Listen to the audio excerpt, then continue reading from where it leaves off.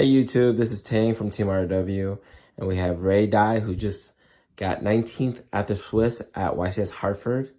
And what did you play this weekend? So I played Adventure Sky Striker with some spice in the deck, but yeah, I lost in top 32 to Flanders, which is like this variant's worst matchup in my opinion. You make a lot of concessions to play this variant that to beat the other meta, but like you just lose to Flunder, I guess, which is fine. But Any shout-outs before you start deck profile? yeah, so shout outs to Team RW, my sponsor, rwhobbies.com. Check them out. Shout outs to my teammate Brady for getting top 8 and Andrew Dolich for getting top 4. We were in the same car together. Shout outs to everyone else from Michigan who was there, who supported me and even convinced me to go because I just didn't want to go to this YCS. And shout outs to Ali. Have you seen my boy? And special shout outs to Ray. She's still there. So for the monsters, I played 3 Ray and 2 Rose. For Adventure, I think this is like the perfect ratio. You can play less on Rose, but like I still would not recommend it. 3 Water Enchantress, 1 Griffin. Pretty standard for Adventure. I didn't play Legal Knight because it ended up breaking more than it ended up being useful. I tested it out at a regional before, and I would like draw both of those in the same hands with no right or whatever. So for my hand trap lineup, I just played 3 Ash, 3 Imperm. I figured these had the best coverage, the best spread, and these were just the ones you wanted to see the most. You could play other hand traps, in my opinion, in addition to these, if you just cut some other stuff from my build, which I probably would do it going forward in the future. And then for the spells, we played 1 Engage, 3 Widow, 1 Shark Cannon, 1 Afterburner, and 1 Hornet Drones. So this is like pretty standard for like in terms of choices now. No multi-roll and no area 0 in this variant because you don't really need it in the adventure build, but going forward I might experiment with running those again just to see how it is. With the adventure stuff? Yeah, with the adventure stuff, but who knows. So adventure stuff, 3 right, 1 Fateful, 1 Draco back. These are just really good cards. These, like, activating this is just a +3, so like I don't know why you wouldn't want to play this. Sure, like you can't make Verte Anaconda anymore, but you'll see what I was making instead in the extra deck. Next, for consistency, we have Foolish Burial, Descended Water Enchantress, or Rose, or Ray, or whatever. Rhoda, and Call by the Grave. I've been saying this since 2019. This card should be banned. But yeah. And then, so for the tech, I've played 3 Forbidden Droplet and 3 D-Barrier in the main. This I felt was just a good spread overall. It doesn't matter what kind of board they make. You have this, it's like you're chilling. This was a meta call for the weekend. You know, I thought Sword Soul and Despia were the best decks. The other Sky Striker lists also main deck this, but they had like Trap Tricks as well. I didn't have the space for Trap Tricks, so I just chose to run with this. And then, so this was more of a meme. I still played the Fusion Destiny package. You either draw this or you draw this, but like, so odds are this engine will favor you because you either don't see any of this, so which means this engine doesn't matter at all, or you see this, or you see these. So like, you have, the odds are in your favor that this engine works out for you because of the odds that you don't even just see the engine at all. So it doesn't even affect you. So that's it for the main. 40? Yeah, clean 40. Always, I always keep my striker list at 40 if I can.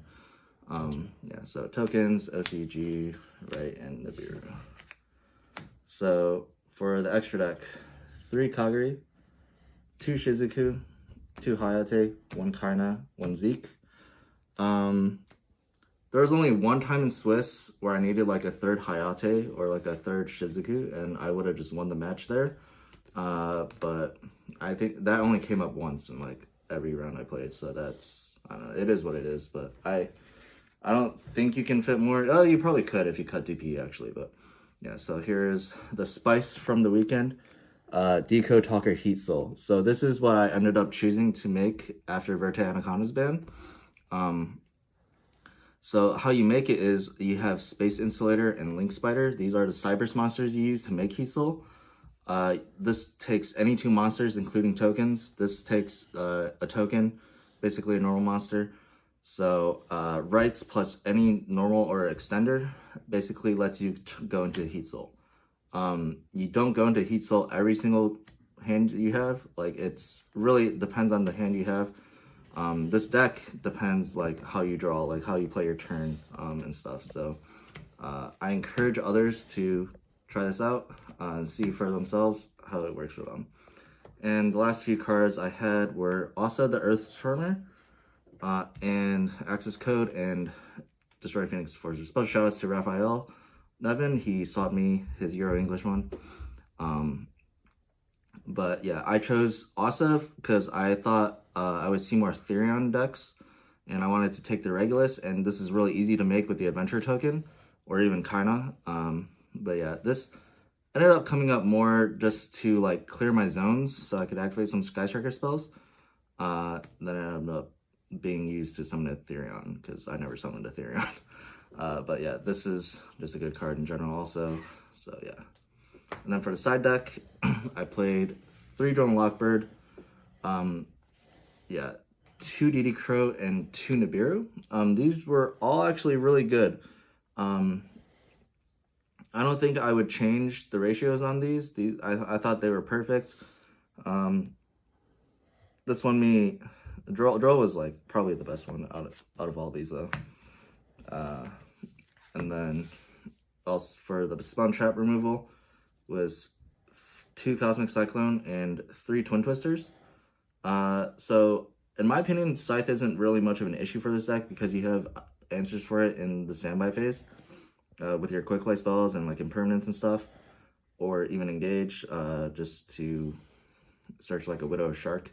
But you do need answers for like Floodgates and stuff, and going hitting 2 I think is more valuable than the Banish. But yeah, you need to play this. And then the last card was There Can Be Only One.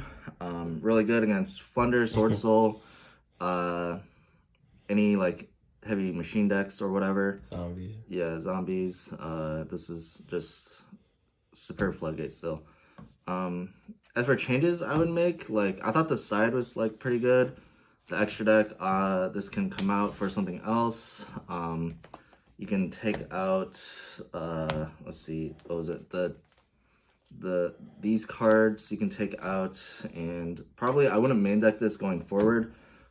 This was only good game 1 in like one matchup, or not one matchup, but like one match the whole day.